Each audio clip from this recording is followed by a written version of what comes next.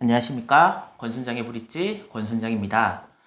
오늘은 시장 수익률보다 수익률이 최근에 좋아서 기쁨이 모드로 변한 각도기님을 모시고 이야기 나눠보도록 하겠습니다. 축하드리겠습니다. 아직까지 9월 달에 얻어맞은 게 완벽하게 해소는 안 됐습니다. 네. 그래도 항상 고점을 돌파해야 저희가 기분이 좋죠. 아직 고점 조금 더 가야 됩니다. 올해 안에는 넘을 수 있을 거라고 그냥 요 정도 추세는 가능하지 않을까. 게다가 제가 3분기에 못다 이룬 저기가 있잖아요.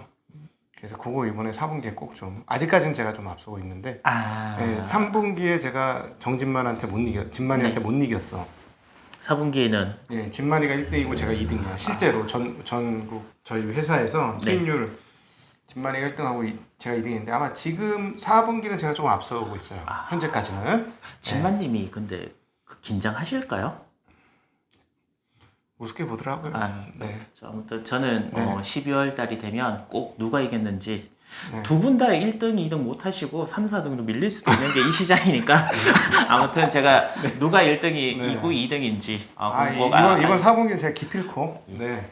근데 거기가 좀 저하고는 안 맞는 성향이 되면 뭐 아니면 도예요. 그러니까 참 이길 때는 제가 이길 수 있는데 그쪽이 이길 때는 이길 수가 없어요. 무슨 말씀인지 완전 아웃퍼폼이죠. 그렇죠. 그러니까 완전 몰빵. 몰빵이니까. 나중에 제가 그분 꼭 한번 모실 수 있도록 그렇게 노력을 해보도록 하겠습니다. 한 종목만 오르면 이기는 거니까. 그렇죠. 아무튼 제가 오늘 여쭤볼 건 최근 시황에 대해서 한번 여쭤볼 건데 큰 흐름에 있어갖고 대주주 요건 완화가 있었고요. 그다음에 이제 미국 대선이 있었습니다.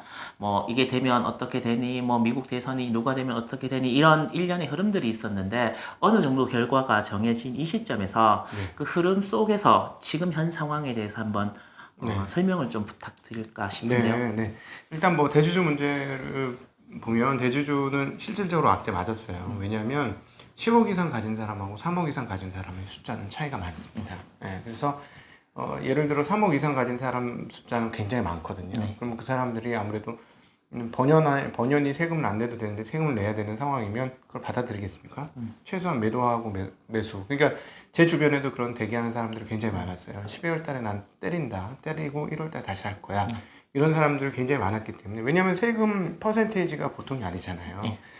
그러면 매매 수수료를 감안하더라도 충분히 매매를 하는 것이 유리한 상황이고 1, 2주간의 그 간극이 있다고 할지라도 가격이 급등락만 하지 않으면 보통 급등이겠죠. 매도한 사람이니까. 그러지만 않으면 충분히 기회비용이 있기 때문에 그리고 그것뿐만 아니라 CFD로 넘어간다는 얘기도 굉장히 많았어요. 그러니까 CFD는 쉽게 얘기하면 북을 회사가 갖고 있는 거예요. 그러니까 10배 정도의 레버리지를 일으킬 수 있는 건데 뭐냐면 그렇게 안 일으키더라도 그 자산이 회사 자산으로 상정이 되기 때문에 거기다가 맡기면 자기 주식이 아닌 것처럼 잠시 되는 거예요. 그래서 비용이 높더라도 비용을 내고 다시 돌아올 수 있는 그렇게도 생각을 했었거든요. 그래서 실제로 저희들은 전문 투자자 입장으로서 현장에 있는 저희들 입장에서는 국리를 여기저기서 하는 걸 많이 확인할 수 있었고 저희도 국리를 어떻게 하면 좋을까 하는 국리를 하고 있었죠. 그러니까 일반인들 입장에서 야 3억 그거 굉장히 금액이 한 종목 3억 있는 사람은 얼마나 돼? 이렇게 생각하실 수 있지만 생각보다 좀 돼요. 그 숫자는 10억은 또 좀 달라요. 규모가 거기서부터는 정말 숫자가 좀 줄거든요. 근데 그리고 이제 10억 같은 경우는 작년에 한번 물갈이가 한번 거쳐온 과정이니까 이번 3억은 좀 컸었는데 그래서 영향이 실제로 있었고 그 성토도 많이 했죠. 도대체 이 금융투자, 주식투자, 증권에 대해서 투자를 한 번도 안 해본 사람이 정책을 짜면 어쩌냐. 우리 좀 분위기 좀 파악을 해줘요. 그리고 저희들 입장에서 무슨 생각이 드냐면 아니 공무원들이 부동산만 하고 이 투자를 거의 안 해보니까 참 이 시장에 대해서 분위기를 너무 파악을 못하네 하는 안타까움도 조금 이런 얘기 해도 되나 모르겠다. 조금 있었다. 네, 약간 있었던 것 같아요. 대부분은 아니고 일부 극소수 분들만 그런 게 좀 있었던 거 아닌가 하는 생각이 듭니다. 미국 대선은 그러니까 이런 말씀 드리면 그렇지만 그러니까 진행이 되기 전 전에는 막 여러 가지 네. 이제 그 시나리오가 굉장히 많았잖아요. 네. 지금 요 시점까지에서만 보면 최악의 시나리오거든요. 예. 네. 트럼프는 이제 대법원으로 간다. 그러면 불확실성이 더 길어지고, 네. 근데 주식은 막 오르는 거예요. 네. 그리고 제가 또 이해가 안 됐던 게 그 미국 선거 그 당일날 그 트럼프가 된다 그랬을 때 나스닥이 막 쫙 선물이 쫙 올라가는 거예요. 한 3, 4% 정도 올라가더라고요. 밤에 돼서 미국의 본 시장이 열렸는데 바이든이 된다는 네. 분위기로 갔는데 안 또 떨어지고 네, 또 오르죠. 또 오르는 거예요. 네, 네. 이건 뭔가 오르고 싶었는데 그냥 맞아. 오르고 싶었는데 그냥 누가 되든 상관없다. 네. 나는 갈 거다. 이런 분위기더라고요. 그래서 그 사이에 어떤 변화 아니면 무언가 우리가 몰랐던 그런 부분들이 있는 건지. 네. 이거 사람이 만든 시장이잖아요. 네. 그리고 사람의 심리가 모여서 만드는 시장이거든요. 사전에 먼저 얻어맞은 거죠. 전주 한 주간에 5% 6%대의 하락을 한 번씩 얻어맞았잖아요. 나스닥, 뭐 다우 다. 그러니까 불안감이 극도로 사전에 했는데 이제는 뭐냐면 실제로 뭐 정말 그렇겠어? 이런 컨센서스라고 하는 사람들의 생각 모음이 그렇게 만들어졌다고 해석해야 될 거예요. 그러니까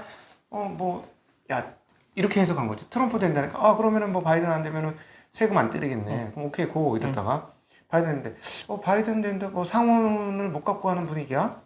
이렇게 그러니까 상원 못 갖고 가면은 이제 법 설립은 안 돼. 그걸 뭐라 그러지? 법을 위반하는 거 안 되겠네? 법을 세우는 거? 그게 안 되겠네? 법 제정이 안 되겠네? 그러면은 뭐 어떻게 세금 어떻게 때려? 법 제정이 안 되는데 법이 제정돼 세금을 때리지. 오케이 괜찮네. 그럼 그러니까 좋은 것만 보는 것 같아요. 그럼요. 나쁜 거, 괜찮아, 뭐 그 정도는 네. 이런 분위기인 것 같더라고. 그러면 이런 뭐 예를 들면 법원에 가고 이제 한 달 정도 지루한 공방이나 이런 것들이 있을 수도 있을 것 같은데 그래도 시장은 지금의 이런 분위기로 계속 갈 가능성이 많은 건가요? 그 조지 프리드먼이 얘기를 했습니다만 사실은 단기적인 영향 빼고 중장기적으로는 대통령이 누가 되든 별로 상관이 없어요. 오히려 기업의 실적 흐름들이 어떻게 되는지 훨씬 더 중요하거든요. 그런 측면에서 보면 별거 아닌 이슈일 수도 있어요. 감히 말씀드리면. 그리고 많이 영향을 미치더라도 1, 2주 정도라고 보는 게 합리적일 것 같고 아주 길어져서 한 달? 한 달 가면 한 달까지 계속 갈까요? 한번 초기에 이거 이상하게 돌아가는 애 할 때 정도만 영향을 미칠 것이고 그래서 사실은 이런 이슈 저는 드리고 싶은 말은 경제 이슈가 아닌 다른 이슈는 이 사람들이 정책을 어떻게 쓰냐에 따라서 경제 부분에서 변화가 있는 것은 신경을 쓸 때 투자자들이 생각하는 것만큼 정치 이슈가 경제 이슈를 모두 좌지우지하지 않는다는 걸 그리고 오히려 좀 선을 굵게 생각하면 이런 것들은 무시하고 가시는 것이 오히려 결과가 더 좋을 가능성이 훨씬 높아요. 이거 어떻게 그러니까 이 말이야. 내가 어떻게 할 수 없는 건 신경 쓰지 마라. 항상 그 결론은 비슷한 것 같아요. 내가 투자한 기업에 대해서 더 분석하고 그 기업이 옳은 방향으로 가고 있는지에 대해서 더 신경을 쓰라라고 하는데 제가 사실 투자자의 입장이 아니었으면 굉장히 재밌었을 것 같아요. 그날 뭐 이런 재미있는 승부가 있어? 또 한편으로는 뭐 이런 골 때리는 나라가 있어? 뭐 이런 생각이 이제 들었을 텐데 제 돈이 출렁출렁 거리고 있으니 사실 그래 얘는 지나가는 이슈야 라고 하지만 그 마음을 다잡기가 굉장히 힘들더라고요. 그래서 이게 아무것도 투자하지 않고 그냥 이렇게 이슈를 봤을 때랑 내가 거기에 이제 투자자의 입장에서 봤을 때랑 그 심리를 잡는 게 항상 이제 비슷한 말씀을 하시고 그걸 갖추어져야 진짜 찐이 된다라고 이제 말씀을 하시지만 그 다잡기 굉장히 힘든 것 같아요. 그러니까 그 일반 투자자가 이길 수 있는 심리를 알려드리면 정답을 알려드리면 이 정답을 알려준다고 할 수 있는 건 아니겠지만 자기가 제어할 수 없는 외부적 변수는 그냥 포기하면 돼요. 왜 그것까지 다 하려고 그래요? 내가 뭐 대통령을 만드나? 그것도 아니니까 차라리 그런 건 포기하고 내가 집중할 수 있는데 집중하는 게 훨씬 더 맞아요. 근데 이 순서가 어떻게 돼? 집중해야 되는 거 집중 안 하고 여기에 대한 신경을 쓰니까 마음이 그냥 출렁출렁 마치 파도만 조류가 어떻게 흘러갈지에 대한 고민 없이 파도 찰랑거리는 것만 계속 보는 거죠. 제가 굉장히 웃겼던 게 그날 자다가 새벽에 일어나서 이제 막 구글 들어가서 누가 이기나 막 봤단 말이에요. 그것까지만 봤으면 괜찮았을 텐데 미국 상원이 또 누가 되나 있잖아요. 저것도 옆에 있더라고요. 제가 그걸 보면서 내가 이걸 왜 보고 있지? 내가 지금 우리나라 그 국회의원 선거도 네. 잘 안 보는데 네. 내가 왜 다른 나라에 그렇고 또 학원도 한번 눌려보고 네, 이렇게 네. 되는 것 같더라고요. 그래서 그게 그냥 관심 가지고나 뭐 이렇게 미국의 대통령이 바뀌네 뭐 아니면 선거가 이렇게 되네 정도까지는 알 필요가 있는데 너무 깊게 네. 해서 이 사람이 되면 어떻게 되고 뭐 정책이 어떻게 바뀌면 또 시장은 어떻게 바뀌고 이렇게까지 많은 생각을 할 필요는 없다는 말씀이신 거죠? 개인 투자자, 일반 투자자는 그렇게 하시는 게 맞고 그 정책만 갖고 투자를 또 하시는 분들이 있어요. 그럼 테마 뭐 이렇게. 테마주 투자를 하시는 분들은 또 그걸 파악을 하긴 하셔야 되겠죠. 근데 그게 이제 이게 그 인간 소유를 하는 것에 대한 놀라운 인간의 심리 변화죠. 원래는 아무 관심이 없었던 건데 네. 주식을 사니까 갑자기 경제면 신문이 재밌어. 맞아요. 경제신문을 사게 돼. 그 주식을 하기 전에는 경제신문 같은 게 왜 있지? 스포츠신문만 있으면 좋겠는데? 이런 사람이 스포츠신문보다 이게 더 재밌어. 스포츠신문 잘 안 보게 되죠? 네, 그렇게 되잖아요. 오히려 옛날에는 스포츠만이 전부였던 사람이 갑자기 스포츠는 없어지고 경제만이 전부인 사람으로 바뀌는 게 인간이 어떤 소유냐에 따라서 생각하는 게 방향이 바뀐다는 걸 여실히 증명해 보이는 거고, 사실 이번에 그런 경험을 한 것이다라고 보시면 돼요. 제가 사실 네. 주식하기 전에는 스포츠 정말 많이 봤고 라이브로 다 봤었는데 최근에는 야 그거 그냥 요즘 끝나고 나면 스코어만 보면 되지 그건 뭐 중요해? 야, 이렇게 바뀌더라고요. 그런 저 자신을 보고 굉장히 놀랍죠. 네. 인간이 그런 존재인 거예요. 인간이 소유에 의해 좌우되는 존재인 거죠. 제가 네. 삼성 라이온즈가 네. 한참 우승할 때 제가 네. 직관하러 갔었거든요. 네. 대구로. 네. 그랬었던데 안 봅니다. 네. 물론 삼성이 요즘 꼴찌하고 뭐 이런 영향도 분명히 있는데. 근데 그리고- 사실은 이게 예. 그만큼 더 재미있는 거예요. 정말 그래요. 재밌고 또 중독성도 있다고 표현을 해야 되나? 뭐 그렇고. 왜냐면 인간이 욕망이라는 굉장히 구체적인 그 심리 기제를 가지고 있는 존재인데 욕망을 이것처럼 잘 건드리는 게 없거든요. 그러니까. 돈이라는 부분에서 네. 특히 또 그런 거고요.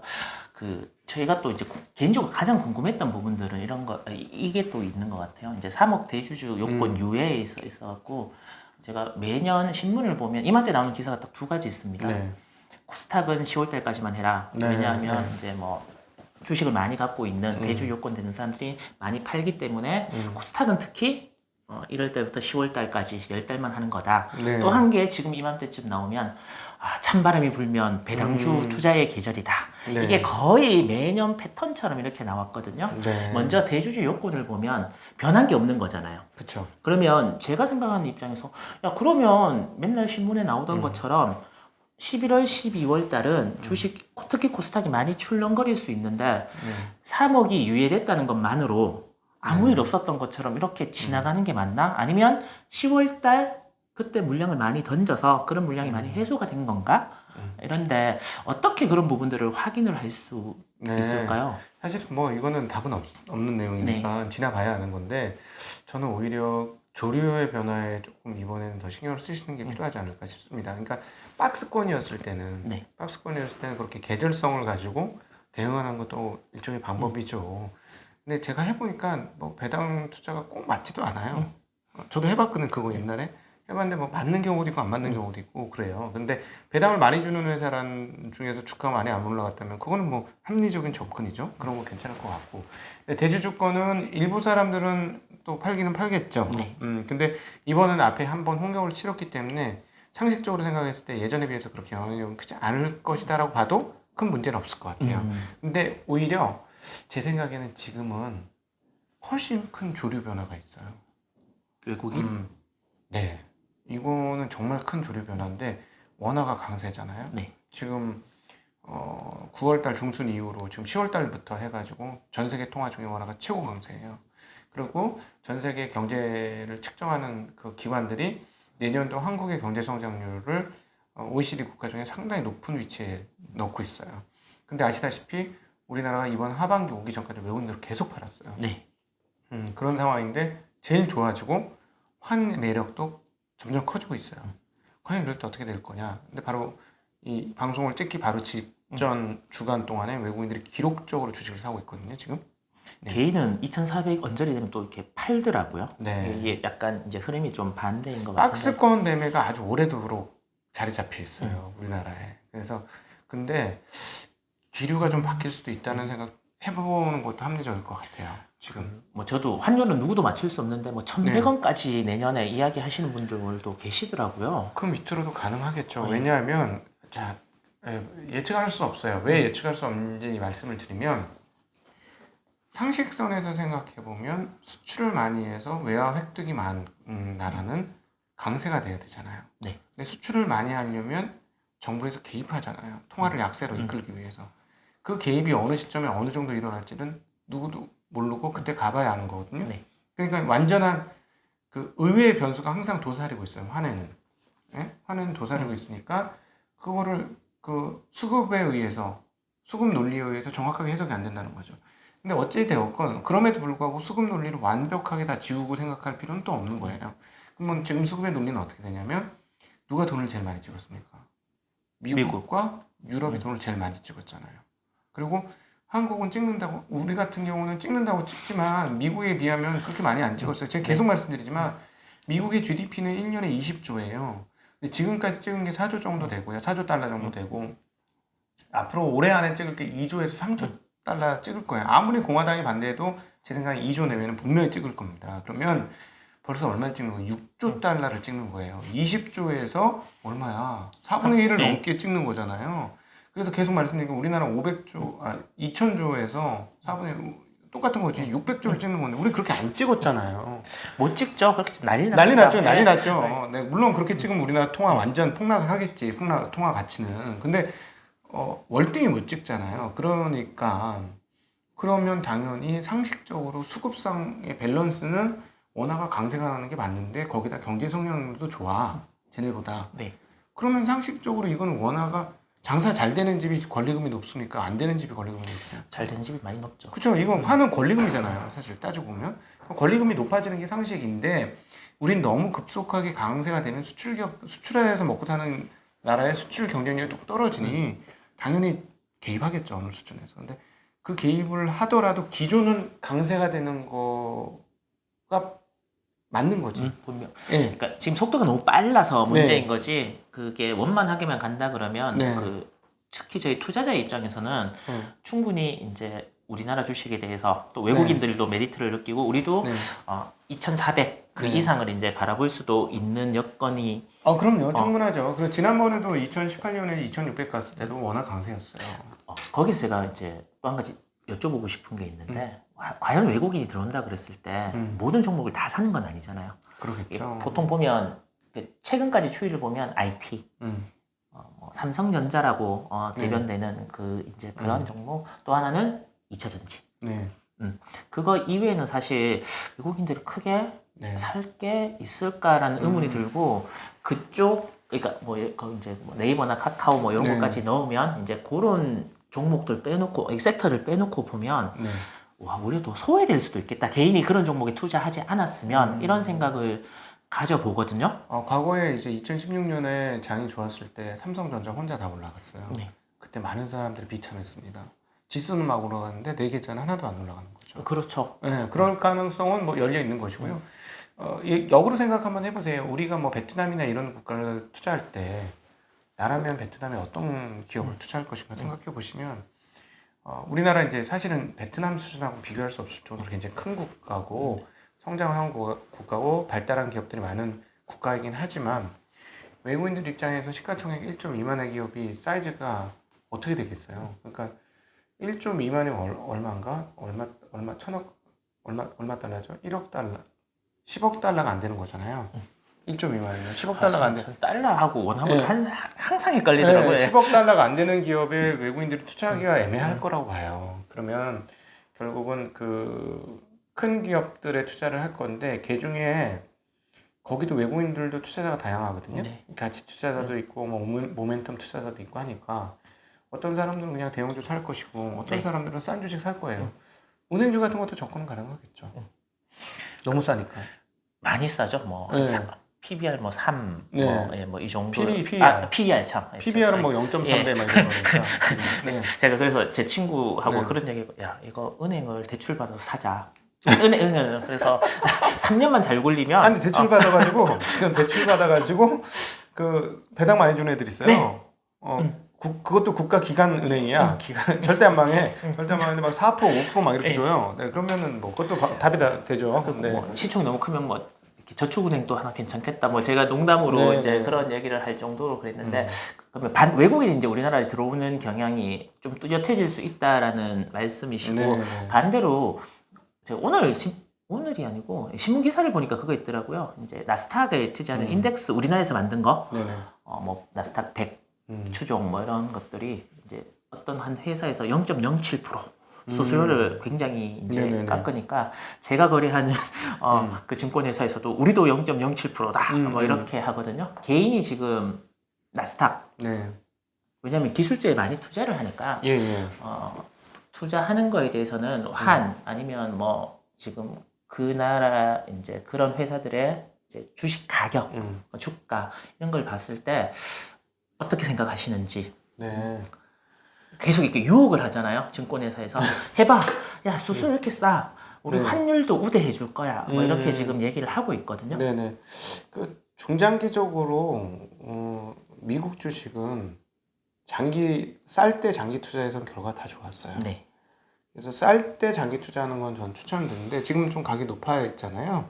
많이 비싸죠. 네. 우리나라에 대비하면 정말 많이 비쌉니다. 그래서 제 생각에는 뭐 긴 안목을 가지고 싸질 때 더 많이 사고 비쌀 때 좀 덜 사시는 이런 정도가 맞지 않을까 하는 생각을 가지고 있어요. 지금 가격이 싸진 않은 것 같아요. 네, 저보러 사라 그러면 흔쾌하진 않은 것 같아요. 중국은요? 중국도 가격이 비싼 건 되게 비싸요. 지금. 근데 중국 시장 자체는 나쁘지 않을 것 같은데 거기도 가격이 장난 아니더라고요. 그러니까 중국은 사실 공산주의 국가인 건 맞잖아요. 네네. 맞는 게 아니고 공산주의 국가잖아요. 네네. 이번에 뭐 엔트그룹 상장도 봐도 네. IPO 공개하다가 갑자기 불려가더니 뭐 그렇죠. 하루아침에. 예, 거기 기사에 보니까 뭐 홍콩 쪽에서 뭐 몇백 조가 지금 묶여 있다 돈이 네, 네. 증거경이 묶여 있다 이런 얘기도 나오는데 중국에 투자하면서 저는 항상 그런 불안감이 있거든요. 그러니까 이렇게 정책의 위험. 네네. 우리나라보다도 훨씬 더 심한 그런 위험 부담을 회피할 수는 없는 것 같고 만약에 투자한다 그러면 어느 정도 그런 것들을 각오해야 되는 부분들이 뭐 그렇죠. 네, 그럼 각오해야 되는 리스크일 것 같습니다. 그 중국 투자할 때. 그래서 지금 딱 보통 생각인 것 같아요. 우리나라 주식이 더 좋을까? 아니면 그래도 미국이야? 아니야, 중국이 거의 뭐 독보적인 성장을 하고 있으니까 이 세 가지 대안을 놓고 저희들이 이제 개인 투자자들이 막 고민을 많이 하고 있거든요. 네. 그래서 만약에 이 세 가지를 놓고 본다면 네. 그러니까 100이라는 숫자가 있다 그러면 투자 비중이나 이런 거 각도기님이라면 어떻게 하실 건지. 저요? 네. 또 엉뚱한 대답을 하게 되는데 좋아 보이는 데를 가는 게 아니고 아는 데를 가세요. 잘 아는 데를. 그러니까 뭐 저는 잘 모르는 데 가서 결과가 그렇게 썩 좋은 적이 별로 없어요. 그러니까 해외 기업에 투자한다고 해도 내가 오랫동안 봤고 정말 잘하는 기업이고 내가 정말 쓴다. 이 회사 좋다. 근데 거기다 주가도 비싸지 않다. 네. 그러면 뭐 하시는 건 문제가 없죠. 근데 잘 모르는데 투자는 말이죠. 투자해서 수익을 내는 거는 그 루틴을 찾는 거예요. 제가 보기에는 뭐냐면 자기가 투자해서 좋은 성과를 거두는 그 길을 만들어 가는 거거든요. 길을 만들어 가는 건데 이 길을 만들어 간다는 건 내가 아는 길로만 가겠다는 거예요. 네. 근데 좋다고 해서 여기 갔다 저기 갔다 그래서 그동안에 뭐 은행에서 이렇게 제시하는 이것 저것 해서 결과 좋으셨나요? 제가 보기에는 다 몰라. 권하는 사람도 모르고 사는 사람도 몰라. 제가 왜 이런 질문을 이제 계속 드리냐면 자산 배분에 대해서 너무 많이 얘기를 해서 그래요. 네. 원화 베이스의 자산을 가지고 있으면 너무 위험하다. 네. 그래서 이제 자산 배분을 해야 되는데 그래서 뭐 미국, 뭐 그다음에 해외, 네. 해외 중에 이제 아는 데는 뭐 중국, 네. 그다음에 예전에 뭐 브릭스 뭐 이렇게 갔다가 또 여유가 좀 되시는 분들은 뭐 브라질 회활화 채권 갔다가 뭐 벌었다가 지금 완전 네, 박살났죠 지금. 저는 원화가 네. 원화가 지하가 있다라는 걸 예, 최근에 이렇게 보고 있습니다. 네. 야, 이 정도면 역사적 최저점이다 그랬는데 네. 해야라. 예, 해야라. 아, 계속 최저점에 역사를 계속 쓰고 있더라고요. 계속 쓰고 있죠. 그래서 이 자산 배분의 관점에 있어서도 사실 이 자산 배분을 포트폴리오 관점에서 안전하게 내 자산을 지키려고 하는 건데 잘한다고 했는데 어디에서는 너무 심하게 막 깨지는 경우도 맞아요. 있는 것 같더라고요. 맞아요. 그래서 이게 뭐가 맞는 건가? 그러니까 곰곰이 생각해보면 다 장님 그 코끼리 만지기야. 장님 코끼리 만지기니까 서로 장님이니까 야, 이 코끼리 코뿔 쏜지 모르겠는데 뭐 이렇게 하면 이게 될 것 같지 않니? 뭐 이런 분위기인 거예요. 지금 한국 자산운용이 그래. 왜 그런 측면에서 우리 존니 선생님 얘기하듯이 금융 문맹이다 이런 생각 정말 들거든요. 그래서 저는 벌 수 있는 데서 벌어야지 뭐. 저는 솔직히 제 생각으로 벌 수 있는 데서 벌고 아는 데서 벌지 뭐 그냥 그건 양념으로 조금씩 할 수 있지. 그냥 뿌려놓을 수 있지. 예를 들자면 이거죠. 내가 내 밭이 비옥한 밭이고 내가 이 밭을 잘 갈아서 이 밭에서 뭘 심으면 잘 나는지를 아니까 이 밭에서 내가 잘 해서 나의 주력 그 식량을 다 뽑겠다. 이 식량이 남아 돌아. 네. 근데 저쪽 텃밭에 뭐가 될지 모르겠는데 그냥 한 번씩 던져보는 거. 이런 건 괜찮죠. 이런 거 한번 해볼 만하지. 뭐 모험에 사는데 젊은 사람 한번 해보는 거지. 해볼 수 있는데 자기 텃밭도 없이 여기저기 다 뿌리고 다니는 거는 정말 아닌 것 같아요. 그리고 그 생각보다 그 수수료나 이런 비용도 굉장히 많이 듭니다. 그 우리나라 주식 이렇게 하시다가 해외 주식 이렇게 혹시 해보신 분들 사시면 환전 수수료에다가 거래 수수료도 굉장히 비싸니까 그런 부분도 충분히 감안을 한번 하시고 그리고 이 부분에 대해서는 제가 앞으로도 이제 뭐 계속 저희 만나서 이야기할 거니까 꾸준하게 여러분들이 궁금하신 부분들 말씀해 주시면 제가 꼭 여쭈어보고 그렇게 하도록 하겠습니다. 지금까지 최근의 시황 그리고 앞으로 이제 외국인들이 들어오면서 우리나라 증시가 어떻게 영향을 받을지에 대해서 각도기님과 이야기 나눠봤는데요. 혹시 뭐 덜 하신 말씀 있나? 아니요, 뭐 도움이 되셨는지 모르겠습니다. 하여튼 뭐 내년에 백두산 등장 한번 했으면 좋겠습니다. 같이 가시는 걸로. 아니 주식시장 백두산. 네. 우리나라가 저 2,700 3천이었으면 좋겠어요. 한번 이렇게 2,740. 분화해갖고 이렇게 더 높이. 내년에 3천 가면 좀 안 돼요. 그런가요? 내후년이나 가는 건 몰라도. 너무 급하게 가는 거는 뭐 그냥. 그럼 꼭 네. 2,700대만 가도 저는 땡큐. 네. 전 3천. 네. 어차피 뭐 기다리십시오. 제가 500원 드리겠습니다. 아직 저희 럼프 형님께서 불복하셔갖고 결론이 안 났죠. 네. 저도 뭐 장사꾼이어서 이렇게 확정이 나야 주는 그럼요. 거지. 아직 거래가 아직 네. 종결되지 않았기 때문에. 저 사실은 주머니에 500원 항상 넣고 다녔어요. 내가 졌네 또 막 이러면서. 저는 묻고 따블러 가려고 1,000원짜리 한 장 들고 왔습니다. 예. 네. 그리고 이거 제가 꼭 아까 각도기님께는 제가 더 이상 하실 말씀 없는지 여쭤봤는데요. 제가 여러분들께 드릴 말씀이 있어요. 각도기님께서 매일 시장의 소음에 대해서 말씀을 하셨어요. 최근 들어와서 정말 저도 블로그도 많이 보고 그리고 유튜버도 많이 보고 하는데 제가 지난번에도 말씀드렸다시피 3만 원 주고 뭐 이렇게 정보까지는 아니지만 뉴스 이런 것들을 이제 받아보고 그렇게 했습니다. 그래서 그런 부분들이 최근에 굉장히 이슈가 되고 있는 부분들이 있어요. 개인적 투자를 해서, 그러니까 개인 투자로서 굉장히 성공하셨다는 분에 대한 여러 가지 이야기도 나오고 이런 시점인데 종목을 찝어주는 어떤 유튜버나 이런 부분들은 좀 지양하시고 시장의 흐름이나 아니면 사람의 심리에 대해서 이렇게 바로 이렇게 잡아줄 수 있는 유용한 채널 여러분들께서 꼭 구독 눌러주시고요. 또 믿겠습니다. 오늘도 귀한 시간 내주신 각도기님께 감사드리면서 저희 인사드려야죠. 네. 안녕.